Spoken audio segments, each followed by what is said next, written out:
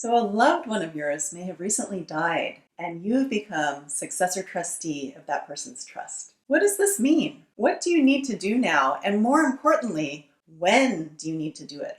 In this video, I'm going to be talking all about trustee deadlines, the timing for a trust administration. Okay, the first thing I think that's really important to consider with a trust administration is to allow the family to grieve. Please take time to grieve, to have a wonderful memorial service, to honor the deceased person's wishes, burial instructions, or cremation. Really dedicate several weeks to that. Nothing needs to happen in the first day after somebody's death. All right, so do take your time. I think this is important because we really want to honor the deceased person, and it's also important for family members to have a good time of bonding. Okay, so next, let's talk about some deadlines. Okay, the first deadline you should know is that if a trust has become irrevocable, or if the trustee has changed, then you need, in 30 days, you're supposed to get a tax ID number to report the income tax for the trust, right? Up until the settlor died, you can use their own their own social security number as the tax ID number. But once they're gone, the social security number doesn't work. So if this is a second death or the death of a single person, you do need to get that tax ID number, and it's supposed to be within 30 days of their death. Okay, so the next requirement, we dealt with the 30-day deadline. Now for 60 days, you're supposed to serve the beneficiaries and heirs of the trust notification that the trust became irrevocable. So this is the notice requirement. And you're supposed to let them know that they have the ability to receive a copy of the trust.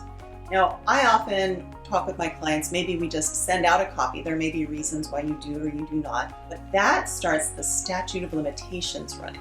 So if you send a copy of the trust itself, then they have 60 days to respond and contest the trust. If you don't send a copy of the trust, then they have 120 days or 4 months to contest the trust. So a lot of times we try to speed up the process by giving them a copy of the trust. Okay, now if the decedent, that's the settlor who died, if they owned real property, you're supposed to submit within about 5 months, 150 days, something we affectionately call a DORPO, a death of real property owner. So this is a form that goes to the assessor's office and lets the assessor know that somebody who owned real property in their county has died, and now they'll look into whether that property should be reassessed. Okay, so that's supposed to happen 5 months after the date of death. Okay, the law also requires that everyone let the Department of Healthcare Services know that somebody has died, and then they can look to see if the deceased person ever received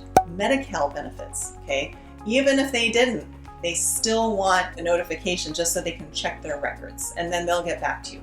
You're supposed to send notification to the Department of Healthcare Services within 3 months. Okay, another deadline that I think is very important is filing disclaimers. Okay, now what is a disclaimer? Basically, a disclaimer is where you say, okay, I'm inheriting this piece of property or this asset, but I don't want it. I hereby disclaim it. I say, no, thank you.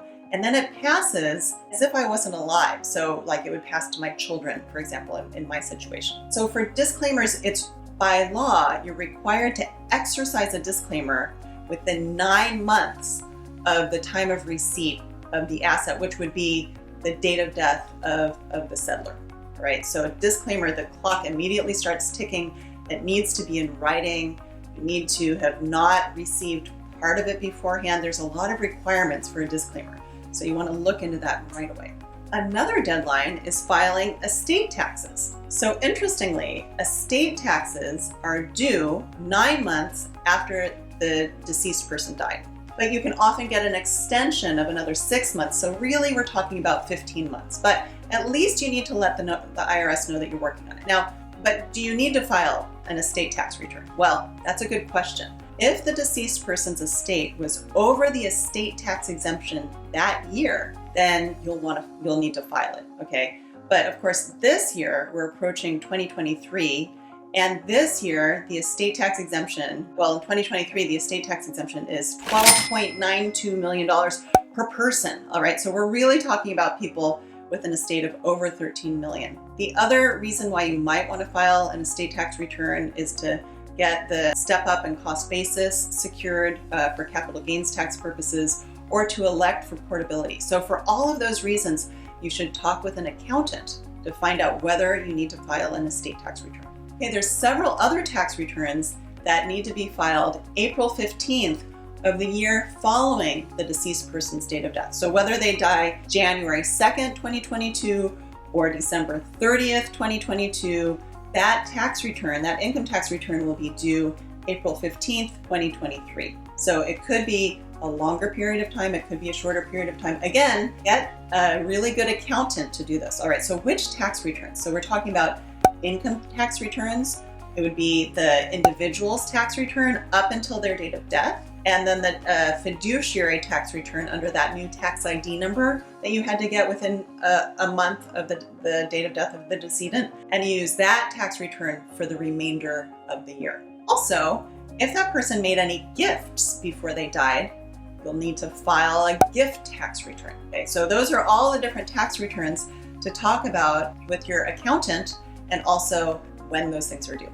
So I hope that provided some clarification on the timing of this trust administration process. I have a video that I think will be very helpful, and it's all about trust administration. It's called What Happens When I Die, okay? And so that will show you all the different steps. And now, armed with the timing of this all, you can kind of figure out, okay, which step needs to be at what time, because we do want to follow the probate code. There are consequences of not following the probate code. So please follow it. And I do recommend that you retain an attorney for the trust administration process, but hopefully these videos will be a good first step for you.